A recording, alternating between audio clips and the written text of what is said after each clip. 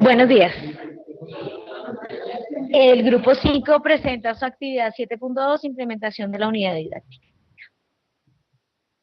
¿Qué vamos a tener en cuenta? ¿Qué hay que tener en cuenta? Para las modificaciones menores las nombramos con el código 1, tiempo. Y las modificaciones significativas con el código 2. Distribuimos esto esta es una línea de tiempo donde están las sesiones de clase y vamos a representar con el triángulo azul aquellas modificaciones significativas. Aquí, por ejemplo, en la sesión 4 hay una modificación que la determinamos con el 2.1 y es una modificación que se da en el punto de análisis, en el análisis de instrucción en cuanto a la resolución de problemas en la tarea escalera, porque se hizo una entrega equivocada del material. Lo que se buscaba en esta tarea, en esa sesión, era que el estudiante diera respuesta a unos interrogantes sin el material y se les entregó el material junto con la actividad, y entonces por eso la determinamos significativa, afectando pues el análisis en gran parte. Tenemos la modificación 2.2, que se da también en la sesión 4, en el análisis de instrucción en cuanto a las agrupaciones, y allí también se empezó ya a desarrollar la tarea de características. La modificación se da en el agrupamiento individual a parejas. Allí se pretendía que los estudiantes de forma individual llenaran una tabla y llegaran a unos acuerdos, pero esto les fue muy difícil, así que se decidió que lo trabajaran en parejas, y esto hizo que la bondad de cambiar la agrupación se reflejara en el resultado del llenado de la tabla.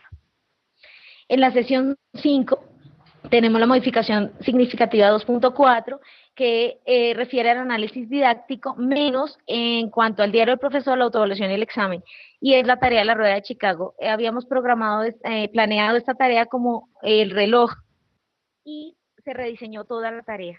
Luego nos afectó en esa parte todos los análisis. ¿Por qué?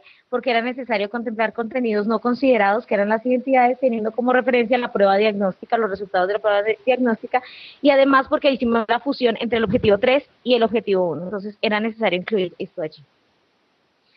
Otra modificación en esa sesión es la 2.5, que hace referencia al análisis de actuación en cuanto al deber del profesor en esta tarea. Como se rediseñó la tarea, obviamente afectó el tiempo y entonces fue necesario que él la cortó la tarea. En la sesión 12 hay una modificación que es la 2.7, que es significativa en cuanto al análisis de instrucción en materiales y recursos para la tarea de canicas. No estaba planeado que manipularan la construcción como tal, pero no se visualizaba el triángulo rectángulo para dar solución a la tarea problema, que era esta. Entonces era necesario que ellos lo manipularan y introdujeran allí unas líneas que les permitieran ver ese triángulo.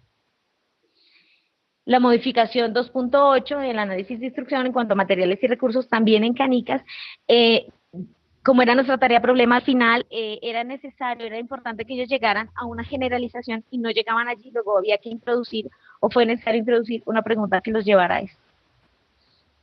En esta tabla hacemos un análisis general de lo que sucede en cada análisis, y en cuanto al análisis de contenido vemos que esas modificaciones significativas se centraron en la de Chicago, que fue la tarea que se rediseñó. Sucede igual en el análisis cognitivo, y en cuanto al análisis de instrucción se dan buen número de modificaciones significativas porque era necesario introducir nuevos elementos en las guías de trabajo de los estudiantes. En cuanto al análisis de actuación, vemos que se dan muchas modificaciones menores en cuanto a las instrucciones que debe dar el docente, porque los instrumentos por sí solos pues no dan muchas cosas. Entonces es necesario que él hiciera intervenciones y había necesarias las acciones del docente allí. Balance de la implementación. ¿En qué medida lo implementado se aleja de lo planeado? Bueno, en cuanto al contexto de partida, las modificaciones no afectaron tan considerablemente eso planeado y fue acorde entre lo que sucedió y lo que se planeó.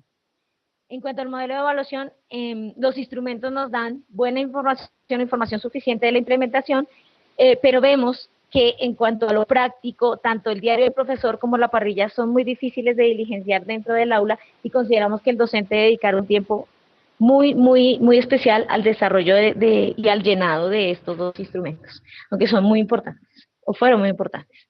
En cuanto al análisis didáctico, las modificaciones se involucran en el análisis de instrucción en gran medida. ¿Por qué? por lo que decíamos anteriormente, hay nuevas preguntas en el instrumento y se introdujeron instrucciones para el manejo de los materiales.